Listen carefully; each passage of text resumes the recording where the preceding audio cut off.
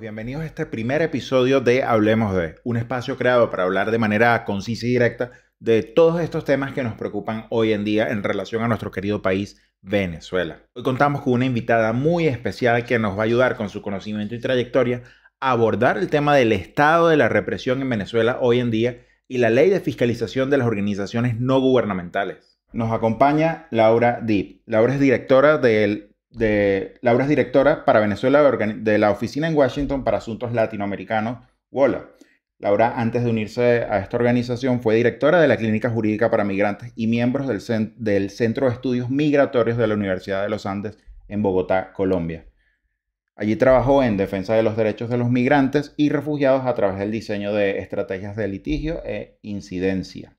No está de más mencionar que Laura es una gran amiga con la que estudié en la Universidad Metropolitana y era quien estaba pendiente de mi seguridad cuando yo estaba haciendo trabajo de fotoperiodismo en 2014, parte de 2017, y es una de las responsables de sacar a muchos de estos jóvenes que fueron detenidos arbitrariamente durante las protestas en Venezuela. Bienvenida, Laura, es un gusto enorme tenerte aquí. Muchas gracias, Horacio, por la invitación. Laura, para empezar un poco nuestro tema, creo que eres una persona que tiene mucho conocimiento de los años que tengo conociéndote. A mí me encanta conversar contigo, pero ahorita vamos a hacerlo un poco más formal, ¿no? ¿Cómo describirías tú el estado actual de la represión en Venezuela? ¿Qué tan presente para ti está el control del Estado y el control militar en la vida de los ciudadanos? Horacio, yo creo que es súper importante poder explicar que la represión en Venezuela no ha disminuido, sino que por el contrario ha aumentado y poder explicar cómo opera la forma en la que el Estado aplica los mecanismos de represión. No es menor que la Comisión Interamericana de Derechos Humanos en su comunicado sobre Venezuela, en uno de sus comunicados sobre Venezuela, haya calificado la situación en el país como terrorismo de Estado. Es decir, los distintos organismos internacionales que monitorean la situación de derechos humanos en Venezuela han podido documentar cómo en Venezuela operan diversos mecanismos de represión. La represión masiva, que es esa que vivimos juntos, ¿no? En 2014, 2017, y la represión más selectiva. Luego de las elecciones del 28 de julio y por supuesto cuando se desconocieron los resultados y no se brindó evidencia de los resultados anunciados por el Consejo Nacional Electoral, evidentemente eso llevó a manifestaciones pacíficas que fueron reprimidas con base en ese mecanismo, digamos, masivo o más violento del aparato del Estado. Y con el transcurso de los días hemos visto una represión más selectiva, específicamente dirigida a activistas, periodistas, defensores de derechos humanos. Entonces es muy importante poder comprender cómo el Estado aplica estos mecanismos, porque desde afuera puede verse como que la represión disminuyó o como que ya no hay una detención masiva, pero es justamente esa aplicación de los mecanismos que lleva a que la gente se inhiba en el ejercicio de sus derechos, precisamente por el temor a ser privados de la libertad. Vale, quiero aclarar una cosa que mencionaste que me parece interesante. El hecho de que no haya manifestaciones contundentes como las que vivimos en 2014 y 2017 no implica que que la represión ha disminuido. Entendemos que, bueno, para mí el concepto de la represión en aquel momento era lo que hacían con todas las manifestaciones, las tanquetas, las bombas lacrimógenas, etcétera. Pero hay otros tipos de represión que son lo que estamos viendo en estos días y están en aumento.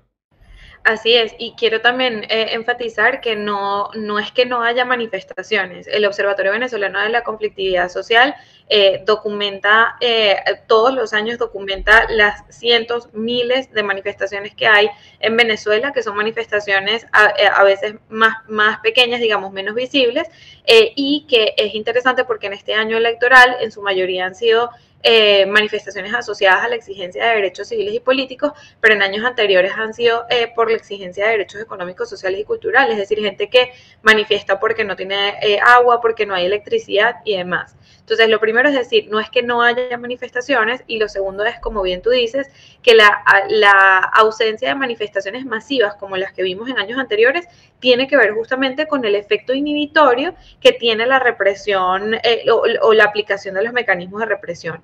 Y esos mecanismos de represión no han desaparecido en estos últimos 3 años, sino que el gobierno los activa y los desactiva de la forma en la que los requiera. Y en este año electoral estamos viendo la aplicación de esos mecanismos digamos, en la aplicación de una política de persecución a la oposición y a quienes son percibidos como oposición. Y es muy importante manifestar aquí la importancia de la misión independiente de determinación de los hechos establecida por el Consejo de Derechos Humanos desde el año 2019, que ha permitido documentar esta información y hacer este análisis de los patrones de represión que existen en Venezuela. Claro, entiendo. Entonces, hablamos de que la represión existe en otro tipo de manifestaciones, digamos, la anulación de pasaportes, la persecución a periodistas, limitar la libertad de expresión, todo este tipo de cosas que estamos viendo todos estos días.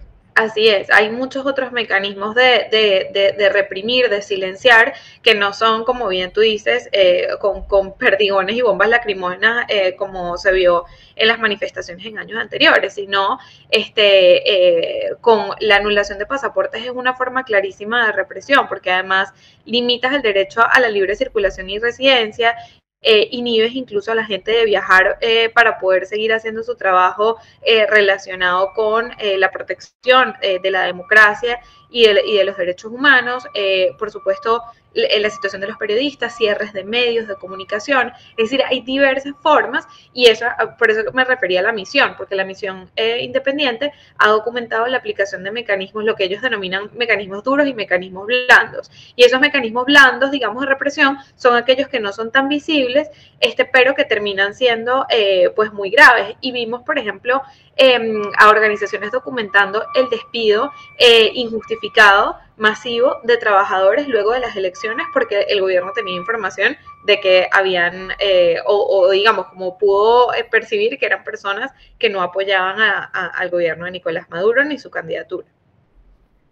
Perfecto. Laura, ¿y los responsables de esta represión? Hablamos de Vladimir Padrino López, que ha sido un pilar central en la consolidación del control militar del régimen en Venezuela.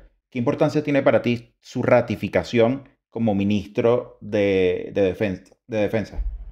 Yo creo que la ratificación de Vladimir Padrino López, después de tantos años en el gobierno y además como ministro de la Defensa, sumado al nombramiento de Diosdado Cabello como ministro de Interior y Justicia, es un mensaje claro para la sociedad civil de que el gobierno le está apostando a la línea dura, a la línea de represión y que no están dispuestos a reconocer, no solamente a reconocer los resultados de las elecciones del 28 de julio, sino además abrir la posibilidad de una transición democrática y pacífica. Con esto no quiero decir que eso sea imposible, yo creo que la sociedad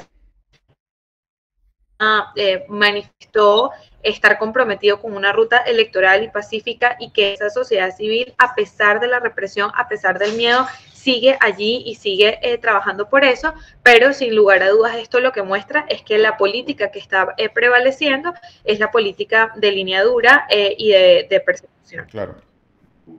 Claro, porque con el nombramiento de Diosdado Cabello, que bueno, todos lo conocemos durante todos estos años, ha sido una figura importante dentro del gobierno, tanto del gobierno de Hugo Chávez como de Nicolás Maduro. Él ahora es ministro del Interior. Él tiene control sobre todas las fuerzas de seguridad interna, la Policía Nacional Bolivariana, el SEBIN, la DGCIM, y tiene la responsabilidad del mantenimiento del orden público. En el caso de Diosdado Cabello, recordemos que además el SAIME, el Servicio Administrativo de Migración y Extranjería en Venezuela, que es el órgano encargado de la documentación de los ciudadanos, es decir, la emisión de cédulas, pasaportes, también queda bajo el control del ministro de Interior y Justicia.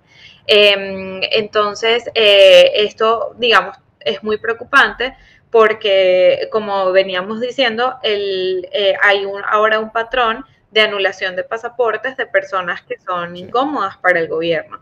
Eh, Sobre todo defensores de derechos humanos. Claro, y por ejemplo recordemos el caso de Rocío San Miguel, por eso vuelvo también a que la represión no es de ahora postelectoral, es decir, hay que comprender cómo han operado los patrones en el pasado y Rocío San Miguel, que es una defensora de derechos humanos muy importante para el movimiento de derechos humanos, fue detenida en el aeropuerto y sin que hubiese una orden de captura en su contra, es decir, el SAIME eleva unas alertas que además son inconstitucionales porque para tú restringir el derecho a la libre circulación y residencia, es decir, que para emitir una orden de prohibición de salida del país, etcétera, tiene que haber una intervención del Poder Judicial, es decir, una orden del Poder Judicial porque hay una investigación, es decir, es absolutamente inconstitucional lo que está pasando y hace que sea pues muy evidente, ¿no? Que quede en absoluta evidencia el nivel de persecución al que está sometiendo el gobierno a la población venezolana. Claro, totalmente. A ver, con respecto a esto, a mí lo que me preocupa es que sentir que no hay Estado de Derecho en Venezuela y tampoco tenemos organismos a los que podamos acudir del Estado por protección. O sea, no podemos acudir a Fiscalía, por ejemplo. Ya sabemos la situación de la Fiscalía también. Mucha gente acude a las organizaciones no gubernamentales. Vamos a poner el mejor ejemplo que tenemos, que es el Foro Penal, quien se ha encargado, junto a otras organizaciones, equipos de las universidades de Venezuela, a defender a las personas que han sido detenidas arbitrariamente en alguna manifestación o cualquier otra forma de represión que ha existido. Pero hace un poco más de un mes se aprobó en segunda discusión, corrígeme si me equivoco, la ley de fiscalización para las organizaciones no gubernamentales. ¿Cómo crees que esa ley afectará a todas estas organizaciones que son las que nos están defendiendo de la represión del Estado? Sí, la ley de fiscalización de organizaciones no gubernamentales y organizaciones sin fines de lucro es una ley con la que el gobierno viene amenazando desde hace muchísimo tiempo. De hecho, desde Vuela nos habíamos pronunciado en enero del año pasado, porque había la amenaza de que se iba a aprobar y la amenaza de la ley era útil para el gobierno, porque era un mecanismo también justamente de intimidación y de tratar de que las organizaciones se inhibieran o incluso se desarticularan porque entonces activaban la amenaza en momentos específicos en donde las organizaciones empezaban a hacer incidencia para la no aprobación de la ley y las distraían de cosas que estaban pasando en el país. Es decir, era una estrategia justamente de intimidación. Okay. En enero de este año se retomó la discusión. Hubo como amenazas de que iba a ser aprobada y efectivamente esperaron al momento cumbre, digamos, o de mayor amenaza para quienes están en el poder, ¿no? Porque fue después de las elecciones del 28 de julio, el 15 de agosto, la Asamblea Nacional aprobó esta ley en segunda discusión. Recordemos que en Venezuela se requieren 2 discusiones para la aprobación de leyes orgánicas en la Asamblea Nacional. Entonces la aprobaron, pero, y esto también es muy importante decirlo, todavía no ha sido promulgada, o sea, es decir, una ley tiene que ser promulgada por el presidente y luego publicada en Gaceta Oficial para que entre en vigor. Entonces, la ley todavía no ha entrado en vigor porque estas dos cosas, la promulgación y la publicación en Asamblea, en Gaceta Oficial, no han ocurrido. Pero, ¿qué quiero decir sobre esta ley? Esta ley es una jugada en el libro así como de manual de los autoritarios en el mundo. De hecho, esta semana el Congreso de los Estados Unidos sostuvo una audiencia sobre la aplicación de leyes contra organizaciones no gubernamentales y había justamente una persona de Georgia hablando sobre esto. Se mencionaron las leyes en Nicaragua, en Rusia, en Hungría. Ahorita acaba de ser aprobada una en Perú, hay una amenaza de una ley en Paraguay. Es decir, y esto es muy importante porque además lo interesante es que pueden ser de derecha y pueden ser de izquierda. Es decir, esto no tiene una connotación política, pero lo que busca es controlar a las organizaciones y sobre todo limitar su capacidad para recibir financiamiento desde el exterior. Entonces, esta ley puede, sin lugar a dudas, generar una desarticulación y contribuir, digamos, al cierre del espacio cívico y a la criminalización de las organizaciones. Y cierro diciendo que esta ley, además, hay que ver la amenaza en conjunto con la ley contra el fascismo, porque la ley que todavía no ha sido aprobada, fue aprobada en primera discusión, todavía no es ley en Venezuela, pero es una gran amenaza porque la ley de fiscalización de organizaciones no gubernamentales contiene referencias al fascismo. Es decir, no solamente es que establece una serie de requisitos de imposible cumplimiento para las organizaciones, sino que además contiene disposiciones que criminalizarían el trabajo porque lo entendería como fascismo. El problema es que define la ley como fascismo y que entiende el gobierno por fascismo. Es decir, es todo un andamiaje legal para perseguir el trabajo de las organizaciones de sociedad civil. Claro, por lo que entiendo, por lo que me estás contando, entiendo que esto podría derivar también en persecución a las personas que trabajen en organizaciones de derechos humanos según ambas leyes.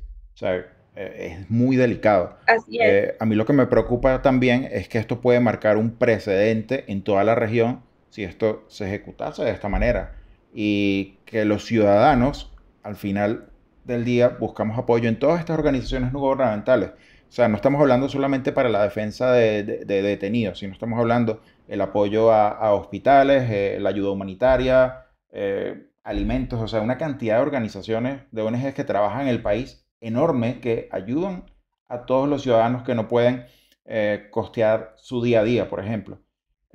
Caso emblemático para mí, yo hace varios años hice un trabajo, trabajaba con una organización no gubernamental en un hospital de niños en Caracas, que todos conocemos, y eso era diariamente, ellos le llevaban los insumos médicos para que pudiesen ser atendidos. El piso 5 de ese hospital estaba, bueno, pero es que voy a poner la foto para que lo vean, estaba en las peores condiciones posibles. Y los niños salían adelante gracias a estas organizaciones. Entonces hablamos que esta ley, o sea, puede ser fatal para los ciudadanos. Así es. Y entonces allí lo que vamos a ver es que habrá algunas organizaciones que traten de hacer el registro para poder continuar su trabajo, que es muy valioso, el trabajo humanitario, por ejemplo, al que hace referencia. Pero entonces lo que va a suceder es que esas organizaciones deben registrarse ante un registro que crea la ley que está a cargo del Poder Ejecutivo. Entonces, para poder operar, digamos, depende de la autorización del Ejecutivo. Entonces, imagínense lo que eso significa para la independencia e imparcialidad de las organizaciones y para su capacidad incluso de poder manifestarse, de publicar cifras, de dar alguna opinión, de publicar algún informe, es una forma de control de las organizaciones. Claro. Y esto hace parte de esa deriva autoritaria que estamos viendo en toda la región, pero de nuevo, insisto en que esto es un patrón que ya se ha utilizado en Europa, se ha utilizado en Asia. Es decir, hay que poner un poco la mirada sobre este modelo de represión, porque en el caso que mencionabas, lo grave que sería este precedente para la región, pero es que también ya lo estamos viendo en Nicaragua. Y en Nicaragua incluso han criminalizado y censurado y cerrado a organizaciones religiosas, deportivas, comunitarias. Es decir, yo creo que la gente no mide todavía el impacto que puede tener esta ley en la desmovilización de la sociedad civil. Laura, ¿y a quién podemos acudir en la búsqueda de ayuda? En la búsqueda, a ver, no podemos ir, digamos, a algunos cuerpos de seguridad porque sabemos lo que está pasando, no podemos ir a fiscalía. ¿A quién acudimos si las ONG desaparecen, por así decirlo, si esta ley fuese promulgada? Mira, yo creo que lo primero que hay que decir es que si bien todas estas amenazas existen y son sumamente graves, en Venezuela existe una sociedad civil vibrante y resiliente que es impresionante lo que las organizaciones han logrado. Y la resiliencia, digamos, como creo que la prueba más clara es el informe que se publicó, el libro negro sobre derechos humanos en Venezuela, que ojalá pudiésemos dejar el link aquí para descargarlo, porque ese informe se publicó documentando la represión en Venezuela sin logos de las organizaciones y sin sus nombres, justamente por el temor que enfrentan. Entonces, por un lado, claro, es la manifestación más dura de la represión, pero por otro lado también es una prueba muy clara de la resiliencia de esa sociedad civil. Entonces, lo primero es decir que esa sociedad civil existe y que está ahí y que está haciendo lo posible por preservar el espacio cívico en Venezuela.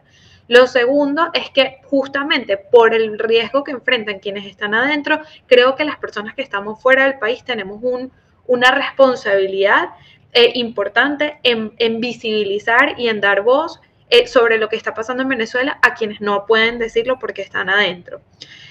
Y lo tercero es que yo creo que los actores políticos dentro del país, pero también la comunidad internacional fuera, es decir, los estados, las organizaciones de derechos humanos fuera del país, etcétera, tienen una responsabilidad en continuar apoyando a esa sociedad civil para que se pueda preservar el espacio cívico, pero también para que se puedan preservar las oportunidades de una transición en Venezuela. Quienes más sufren con el aislamiento posterior a las elecciones, con la pérdida de los vuelos, con digamos, el impacto socioeconómico que tiene también el aislamiento económico al que va a estar sometido Venezuela. Todas estas cosas, quienes más sufren son las personas más vulnerables, más pobres, esas personas, esos pacientes del hospital que tú mencionabas y que muy probablemente sí, para poder buscar ayuda van a tener que salir del país. Y entonces ahí también el llamado es a que la solidaridad de los estados no sea solamente con la lucha democrática en Venezuela, sino también con las personas venezolanas que van a salir con necesidades de protección internacional hacia sus países.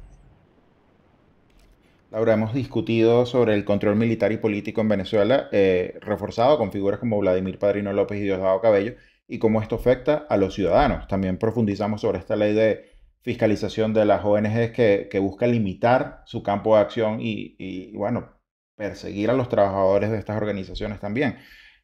¿Qué mensaje, después de todo lo que hemos hablado, qué mensaje le das a todos los ciudadanos con este proceso que estamos viviendo hoy en día, que se pueden sentir un poco desesperanzados? Creo que es imposible no mirar lo que está ocurriendo con preocupación y desde esa visión que entiendo que pueda ser desoladora para los y las venezolanas. Pero también creo que una de las cosas que se veía venir desde antes del 28 de julio es que las condiciones electorales no iban a ser justas y no iban a ser libres. Y era previsible o digamos, uno de las cosas que todas las personas que trabajan en derechos humanos y demás trataron de manifestar fuera del país, es que la elección era un momento clave, era una oportunidad sin igual, pero también era solamente un paso en un camino mucho más largo. Y yo creo que el mensaje que hay que enviar también a la comunidad internacional es que no todo está perdido y es que no puede simplemente abandonarse la lucha por la democracia y por el respeto de los derechos humanos en Venezuela. Para mí un ejemplo clave de lo dañino que puede ser eso son los casos de Nicaragua y de Cuba. Es decir, no podemos tener una aproximación a la situación de Venezuela como el último que apague la luz. Venezuela tiene una población muy grande. La crisis humanitaria, la emergencia humanitaria compleja que atraviesa Venezuela tiene unas dimensiones regionales y el impacto económico también para la región de una crisis en Venezuela es muy grave. Esto debería servir como incentivo para continuar los esfuerzos que hay para que se mantengan las negociaciones, para que se preserve la oportunidad de que haya una transformación del conflicto político hacia el futuro. Y yo creo que eso debería servir como motor para continuar con ese trabajo. Y simplemente cerraría diciendo que por supuesto que hay mucha desesperanza luego del exilio de Edmundo González Urrutia, pero yo creo que el exilio de Edmundo González Urrutia es, por un lado, una demostración, ¿no? Del talante autoritario del gobierno venezolano y que más bien, como hemos escuchado en todos los medios estas semanas, deja al rey desnudo. Es decir, ahora es más claro y más evidente que nunca ese talante autoritario y la necesidad de seguir construyendo espacios para que haya la posibilidad de una transición democrática en Venezuela, y esa transición democrática muy seguramente será imperfecta y digamos como insatisfactoria para todos los sectores, pero también creo que pasa por reconocer que en Venezuela hay también, digamos, una población que en su momento apoyó un proyecto de país, digamos, estemos o no estemos de acuerdo, que fue digamos, todo el apoyo que se dio a Hugo Chávez, y que esas personas también ahorita manifiestan un descontento con lo que está sucediendo en el país. Entonces, más bien es cómo construir puentes, cómo buscar la reconciliación de la población venezolana y cómo seguir manteniendo a esa sociedad civil viva y vibrante en Venezuela para continuar la lucha democrática. Perfecto, sí, totalmente de acuerdo. A mí me gusta hacer la reflexión de que, bueno, este proceso que vivimos, unas elecciones injustas totalmente, pero fue una demostración democrática de que no somos un país dividido como nos querían hacer pensar durante mucho tiempo, sino que somos un país que está muy unido y reclamando volver al camino democrático y estos 8 millones de venezolanos que se han tenido que ir del país yo creo que tienen esas ganas de volver para reconstruir todo el país nuevamente. A mí me gusta, bueno, yo como pienso en general todas las cosas de mi vida es no perdemos, perdemos y nos rendimos. Mientras sigamos insistiendo, mientras sigamos trabajando en cualquier espacio, por pequeño que sea, es una forma de resistencia.